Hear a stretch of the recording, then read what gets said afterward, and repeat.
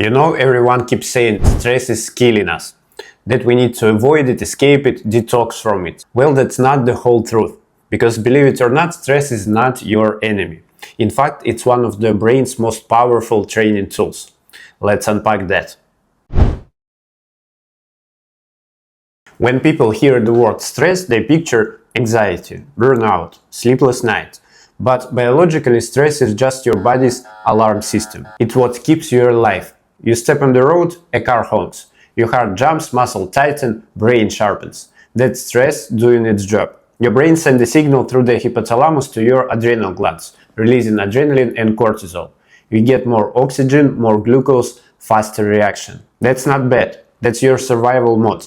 And it's the same mechanism that helped our ancestors hunt, fight, and protect themselves. The problem is, in the modern world, there is no tiger.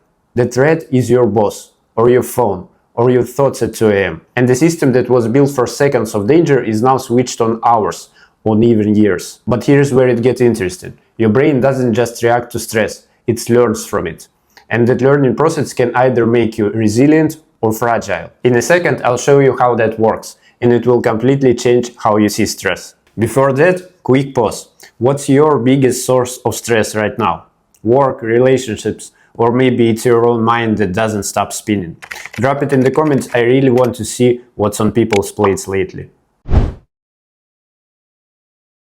Here's the thing. The brain loves challenges. Short, intense, meaningful bursts of stress are what make it grow. It's called hormesis. The little bit of stress creates a positive adaptation, like lifting weights. When you lift, you create a micro damage in your muscles. Your body repairs them stronger than before. That's how you grow. Now think of stress the same way. Every time you face a tough situation, a deadline, a presentation, a conflict, your brain is under load. It strains, it struggles, it learns. And when you recover properly, it comes back stronger. Stress releases not only cortisol, but also brain-derived neurotrophic factor, BDNF. That's a protein that literally helps your brain rewire itself, forming stronger neural connections. So yes, stress, the same thing you've been told to fear, is the spark that keeps your neuroplasticity alive.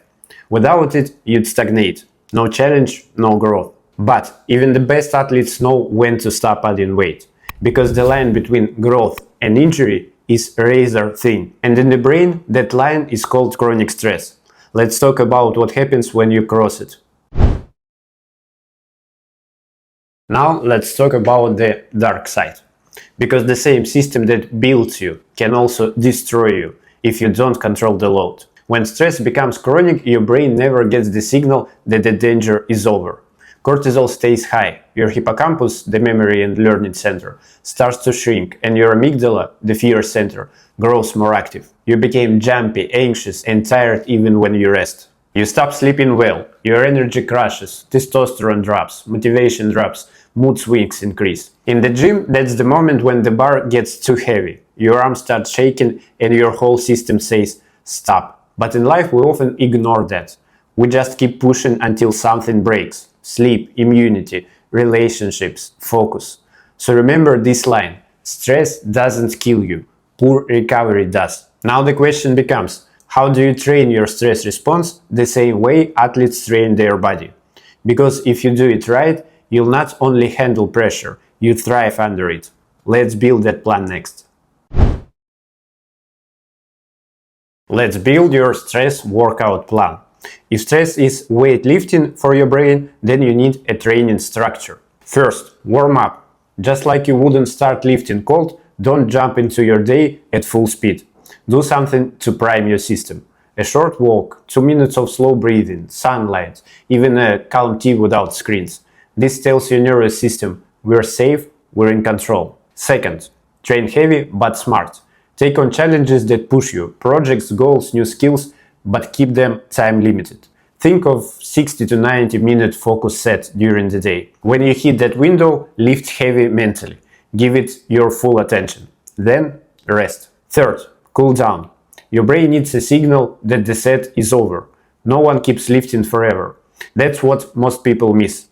Go for a walk, stretch, sit quietly, journal. Let your body switch from sympathetic mode, fight or flight, to parasympathetic mode, rest and digest. If you skip this, your nervous system never learns the difference between challenge and recovery, and you stay wired all day. Here's the formula. Challenge plus recovery equals growth. Remove recovery and you'll get burnout. Remove challenge and you'll get stagnation. And now you might be wondering how much stress is enough to grow and how much is too much. That's where awareness and self-regulation come in. Let's break that down in one simple takeaway. The goal isn't a stress-free life. That doesn't exist. Even monks feel stress. They just train their reaction to it. Your real goal is to become stress-fit, to handle more load with better form. When something stressful happens, instead of saying, why me, try saying, okay, let's leave that. Your breathing is your form, your mindset is your grip, and your recovery is your protein shake. You don't get stronger by avoiding weight. You get stronger by handling it better each time. So start treating stress as feedback, not a failure. When it spikes, ask, is this weight building me or breaking me? If it's building you, keep going. If it's breaking you, step back, breathe, and rest. Your nervous system is plastic, it learns. If you teach it stress with recovery, it adapts. If you teach it chaos without rest, it collapses. And here's the part most people miss. Your stress tolerance isn't fixed, it's a trainable skill. The more intelligently you work with stress, the more freedom you gain in every part of life. So train wisely. You don't need to escape stress, you need to coach it. Because in the end, the brain works just like the body. Challenge it, rest it, and it grows stronger. If you like this video, check out the other one right here. Take care of your brain and it will take care of you. See you in the next one.